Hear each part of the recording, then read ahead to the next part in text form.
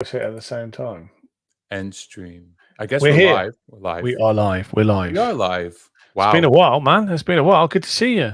Good to see you too. Haven't seen you since It's Germany. it's been a while. It took us some time to get live today too, but that's another technical issue. But yeah, it's good to see you too. So we haven't done a live, have we, since before? We were going to do some from Realize Live. We're going to do some from Realize Live in Vegas, and I was sat by a lake one day, and we never got to do it because you were asleep. And also, I think we were going to do one when I got home and I was asleep. Have we done a live since? It's been a while since I think we done did live. one. I think we did one. Yeah, we're feeling a bit rusty, man. You know, it's been a while. Yeah. So, Chad, we are here. I We think are here. that's we are. We just, no one has to do a wellness check. We are here. We are ourselves here. So, what's on this week's episode of the podcast? I don't think there is a this week's episode of the podcast yet, but it should be available later today. This week, with that asterisk, week ends on Friday. Give us another 48 hours to produce this.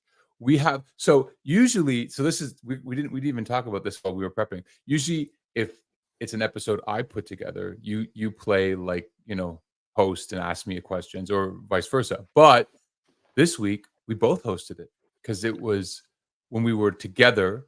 Right now we're not. We're on the stream together, but we were actually physically in the same place for a few days about a month ago. It's our live from Realize Live.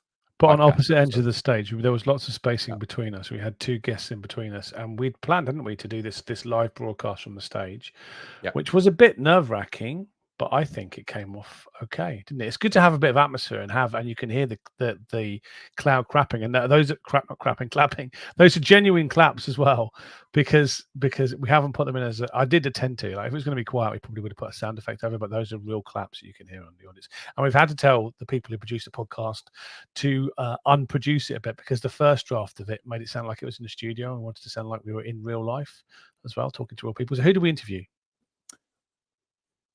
Well, Stephen, we interviewed, you're testing my memory. We interviewed Phil Arzola and Chris Stecky. Phil Arzola is from Raytheon and Chris Stecky is from PHM Technologies. And I really hope I got that right because that was completely from memory without prep. Yeah, so they were our guests. We talked to them about Realize Live. We talked to them about their experience. We talked to them about AI. What a surprise. We talked to them about their perceptions of where things are going in the next 5 to 10 years in terms of design, simulation, and engineering. And I think one of the things about this interview is that it's brutally honest, isn't it? I think Chris has got some quite provocative theories about AI and engineering. He's a bit of a skeptic, isn't he? He believes in the power of AI, and because he's involved in the aircraft industry, he doesn't see a future in which aircraft are designed by AI bots, because he thinks that people and proper engineers have a real role in that. And so that's an interesting part of the conversation is his skepticism. He's about my age, he's a bit cynical. That was a really interesting part of that for me, is that it's usually everybody's kind of very, very positive about AI futures. Sometimes they're a bit dystopian, but here's somebody who is actually doubting how useful they're going to be at all. He sees a role for them, but he's quite skeptical. Yeah, and we've had people on the podcast come and talk about AI. They've been people working more directly in AI, not necessarily only in engineering, but we've had people like Justin Hodges, Joanna Penna-Bickley, people Remy Duquette from my HCT. We've had people who are very implicated in AI in their day-to-day. Chris came in with the perspective of someone who's not in that role. He is not working with AI in that similar way. So he wasn't as on board, but he didn't dismiss the potential. He had maybe just a different perspective, and it was refreshing, like you said, to have a bit of contrarian voices come on and say, hey, whoa, let's look at this from this point of view. And I thought that was nice to have that balanced perspective, in terms of who we've had on the podcast. Because let's face it, most of the people who've come on the podcast have been like, yeah, AI, like let's pedal to the metal, let's do AI, all 24/7 type of attitude, right? Like very enthusiastic and not so big on picking on the deficiencies, whereas Chris wasn't necessarily only picking on the deficiencies, but he was a little bit more upfront about what he saw as the limits right now. I think that was one of the good things about doing a real live face-to-face interview. We didn't have a lot of prep time with him. Usually before we do a podcast, we'll have at least a 30-minute prep. And this time we didn't have a chance to. So, but almost, I saw his presentation. We went in cold with both of them. And so we got some really honest opinions. We didn't prep them with any questions, didn't know where the interviews were going. And I thought it gave it a really a much more real and raw feel to the whole thing than sometimes. I mean, I love the spontaneity of podcasts anyway. We never give people the questions because I find that if you give people all the questions, they rehearse the answers. Sometimes I give people some guidance about, or guess some guidance about which way we're going to go. But in general, it's the first time they've heard them. But this time we hadn't even kind of prep discussion at all. And so I really enjoyed that at all. Were you nervous going up onto the stage? No, not really. I've done stuff like that before, and it's fun. It was very engaging to see the guest face to face, first of all, Yeah. which is very different because this is how we're usually doing it. I'm looking at someone on their screen. I'm looking, between my camera and the screen and vice versa. So that obviously adds a barrier. So to have the guest right there to see, you pick up on all these cues when you're talking to someone, it made it much more energetic conversation, I think. Then having people watch and be there and see the reaction of the crowd when someone was talking, that was also something that added a dimension to these podcasts that we don't normally have. So I wasn't nervous at all. I was really excited to be doing this. And just to clarify, we did tell them, go on stage and just start talking. It's not very good direction. It wasn't very clear, but we did tell them that. Just go on stage and start talking. We'll figure it out afterwards. Yeah, but that's what the podcast is. Yeah, I think that's what's really interesting. I think sometimes the best podcasts are when it's very little of you and me, and we just ask them a question and they start talking for 4 or 5 minutes because they're so enthused. For me, those are the best podcasts, and both of these guys were absolutely excellent in doing. They were great sports. We can't underline that enough. They were great sports because. And like you said, usually the guest wants that reassurance. They were game and they did it, and they were spectacular. Really, I mean, they gave great, crisp, fun answers to every question we threw at them. So we didn't talk about Madonna in the live. Are we allowed to talk about Madonna now? You can do it, can't you? It's not a secret. I don't know. I mean, there isn't like an international ban on Madonna yet. But the way 2024 is going, who knows? Yeah. Well, Pride Month's over, so I guess you can say that now. I guess if you would have said that a week ago, you would have had a lot of haters come after you. I mean, the Madonna thing. So basically, Philbert from Raytheon, while we were talking before going on stage, mentioned he's had a very interesting career, and he's worked on a lot of different projects, and he happened to mention that in a previous incarnation he got to work on not just one but several major touring acts, the electronics that go into the performance. Back, I guess he was more in the 90s, 2000s. So an integral part of what I think we take for granted now in terms of touring productions, in the sense of there's all these extras to the person on stage. But in the 80s and 90s there was a push, I think, to have a show, not just a performance. And he was talking about some of his experience in producing working on the stage elements that made the show for several popular acts. Yeah, well, we didn't talk about it on the. If you're tuning into the podcast, listen to that bit. He didn't want to talk about it, so we're just giving you a bit of background info to the podcast. But he's a pretty cool guy anyway. So that podcast should be available now, but it's not up on the site now. So if you look a bit later this afternoon, after by Friday, we say this week to make sure it's uploaded. Yeah. But I really enjoyed doing it. I think it's one of our best episodes, and it's great to be on the podcast with you, Chad. I think we've only ever done one before with each other, which was like a Christmas special. We did a couple Realize Live last year in 2023, and then we did a Christmas special. We gave each other the gift of a podcast. I'd love to do more lives though. I'd love to do more lives in front of an audience. It's just difficult knowing how to do that. I guess Realize Live is the best opportunity to do that, and maybe next year's Realize Live, we'll see if we can get more guests on stage. We only had a single slot. I really enjoyed doing it, and it was a massive buzz. And just Have to you remind seen? everyone, Realize Live next year, we've got Detroit and Yeah. Amsterdam. So we're moving to new cities. The dates are up. It's in June, I think, for Detroit, and later in June for Amsterdam, or is it July? I forget the exact dates, but they're on the website. Realize Live 2025. Check out the website. We can drop it in the chat as well, so people can see. Start booking your calendars. Put that block, out of office if you're available to come to Detroit or Amsterdam. You're not just going to see us. There's obviously, I mean, just to see me and Steven is a great reason to come, but there'll be just as many great presentations from customers and technology partners and other Siemens employees to make it worthwhile attending. Maybe we should have an engineer innovation fan event at those conferences, so people come and meet us and come on the podcast. Anyway, so in the news this week, or it's been the last couple of weeks. So I've been busy for the last few weeks. So one of the things I've been following, we have talked a bit about space, haven't we? And Starliner, which is Boeing's contribution to the next round of lunar and Mars launches, has had a bit of an issue in that on its way. So this is the first crewed flight, and on its way to the International Space Station, some of its thrusters had a hydrogen leak. And originally, so it launched on, I think, June the 4th or June the 5th?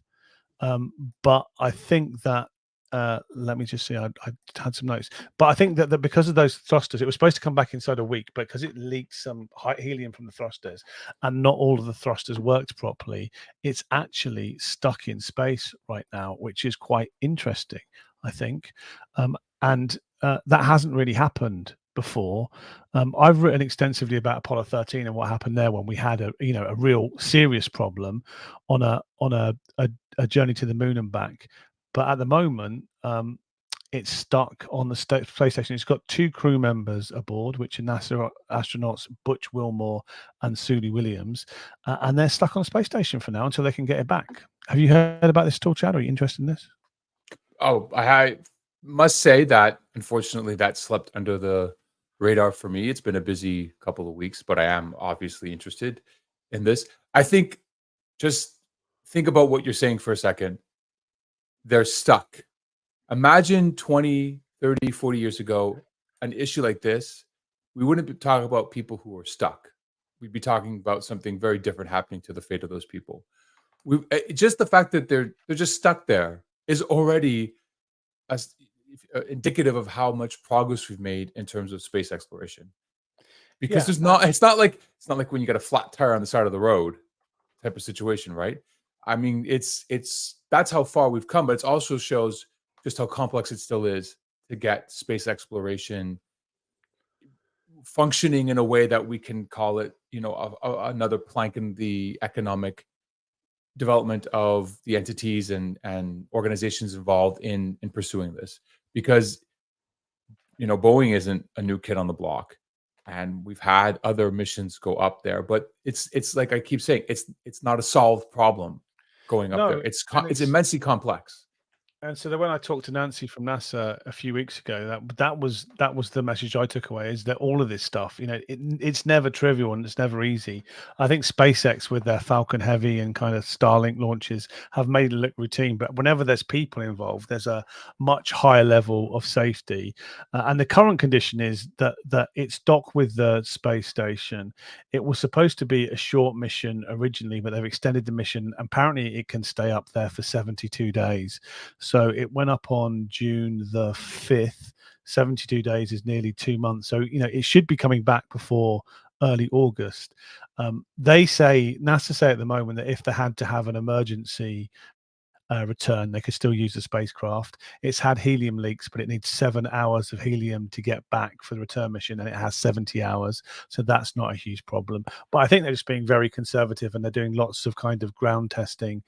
Even if they weren't convinced that they could get back safely, The previous Starliner mission was completely autonomous, so it flew by itself to International Space Station, docked itself, and undocked itself. So they could, in principle, send the spacecraft down without them, leave them on the International Space Station, in which people have stayed for months and months, or cosmonauts stayed in space for years, and then perhaps rescue them with SpaceX's Crew Dragon. But that would be very embarrassing for Boeing, I think, to have to send their spaceship back. But you get to these points, and this is one of the problems of the space shuttle missions, where you have to look at the commercial costs of doing or not doing something and compare it to the risks to human life. And sometimes, NASA has got in problems in the past by doing that, by scrimping on, not by. I think that the Challenger space shuttle was launched because it was going to cost them lots of money and actually blew up in space and killed all the astronauts. So you have to be very careful. But yeah, I thought it was an interesting story and just goes to show the jeopardy of space travel. We've got another space podcast coming up, haven't we, quite soon? Well, the one that came out, the one that's current on the list is with Tom Stumbus from Northrop Grumman, and he talks a lot about space. That's exactly what we talk about, Tom and I. Space. Is that one already out? It's already out. That one's already out. Yeah. So I'm sorry, I've been away. I missed that one, but I will listen to that today, and that's exciting. Yeah. So what was that application for space? Again, space refueling, the issues in terms of doing spacecraft, going to a point where we have a facility or launching facility on the moon so that we can go further into our solar system. So the benefits of kind of using the low or no atmosphere of the moon to accelerate our exploration of the of our solar system, and some of the ways AI has helped their pursuit of these different projects. So go ahead. So one of the big things the entire space industry is working towards is the Artemis 2 mission, which was originally planned for this year, but has now been pushed back to September 2025, which is going to be a manned and I think womaned mission where they're going to fly and orbit around the moon and come back. I'm not going to try and land, but that'll be the first time that's been done since Apollo 17, I think 1972. So we're going to send people to go around the moon and come back again, which is reminiscent of my favorite Apollo mission, which is Apollo 8, which is when they did that. They were pushed for time and basically took a leap in the dark on Apollo 8 to put a mission around the moon and succeeded in that. Everything else that happened afterwards, including Apollo 11, depended on that as well. So that's going to be exciting days, and seeing people going not quite back to the moon, but going around the moon. And yeah, I'm really excited about all that stuff. And you can bookmark this. I'm telling you, when whatever Artemis 2, 3, whatever ends up being the one that they put people back on the moon, because it will eventually happen. Yeah. Whether it will be 2025, 2026, whatever. When it does happen, bookmark this now. They will be using most people will be using REM's Man on the Moon to highlight that story, because it will be the song that, well, though I'm telling you, it's going to be underpinning all these news articles. Do you believe they put a man on the moon finally? When you hear that song, do you do the goofing on Elvis bit? Of course, yeah. In an Elvis voice. Yeah. Do you want to do that now, or we're not going to? No, I think that's for my that's for a private entourage of people only. We don't do those on lives. Right. So that's this week's news. We've got another, and we haven't quite got this week's podcast out, but it will be out soon. Next week's podcast. Who's next week's? Is it next week's guest or our next guest? Who's coming up next? In 2 weeks. So 2 weeks. This week we should have live from Realize Live. We will post this in the chat when it does come out. It should be out. I'm confident it will be out today. All kidding aside, it will be out today. We're hoping to have it live. We were hoping for it to be available before our live, but yeah, c'est la vie, as we say. Well, here's what you can next do, episode. If you're interested when the next episode drops, you just have to go onto your favorite podcast platform and subscribe to the podcast. That might be called following, subscribing, but then you'll see when all the new episodes drop, which is how I listen to the podcast, Chad. What a great idea, Stephen. And you can listen to the Tom Stumbus episode while you're waiting for the Realize Live episode to come out, the one we just talked about. Yeah. So in 2 weeks from today, hopefully, we will have another episode come out, and it will be all about electrical arcs and how difficult it is to simulate electrical arcs. Electrical arcs, I know you're going to think, oh, lightning strikes and that, but there's all sorts of electrical arcs. They come in, they come big and small, and Yeah, I was going to say there's yeah, a scale issue. So yeah, inside your fuse box, if you've got a modern, like you have electrical arcs in those little micro switches, don't you? yeah. They used to be you used to have to wire them yourself, but now all the way to like big power stations where they have massive switches with arcing devices. And so, what tools are they using to simulate those? They're using a mixture of tools. It's a multi-physics problem. There's uh, you have to look at the gas, you have to look at CFD, you have to look at the temperature, you have to look at the electrical current, you have to look at sometimes the electromagnetic forces. So it's a really difficult multi-physics problem. It happens in an instant, and it's not only about the arc, it's about making sure that whatever mechanism you're using to suppress the arc doesn't actually lead to downstream issues, because you could suppress the arc, but you could still cause a fire if you don't do it the right way. You could mitigate the issue, but it could still lead to equipment being damaged if it's done improperly. Because if it's such a high temperature and it's not dispersed the right way, you could still have damaged equipment. So and we're talking about something that happens in a second, and you have physics that are operating on different time scales, and you're trying to analyze all this. And guess what? They don't want to actually go and test this because it's freaking dangerous. So simulation is really super critical to examine this, because when you're looking at these massive arcs and you want to test your theories, you don't want to actually be destroying equipment and running the risk of that type of dangerous experiment, especially if it's not necessary to just do a proof of concept or test a theorem. So, and we're talking a lot about that size, but you have one of these in your driveway. We talk even about arcs in electric vehicles, because that's another area that is being examined. So it's not just about power generation and large arcs and surge protection and lightning protection. It's all types of electric arcs, all sizes, the difficulty of it, how sustainability factors into it. Did you know that sustainability factors into what's going on in this area? Because I didn't. And I learned that No. by talking to our guest, Dr. Roman Fuchs. Who's one of a relatively small band of people who can do these simulations as well. So we talked about arcing is happening everywhere, but Yeah. it's a very specialist simulation niche area, and I think Roman is one of the few people doing it. So it sounds like a really interesting podcast. I look forward to listening to it. When are we going to do the next one of these? Ideally in 2 weeks. Ideally in 2 weeks. We can talk about arcs. We can talk about more about the episode after it's dropped. We can talk about whether whatever.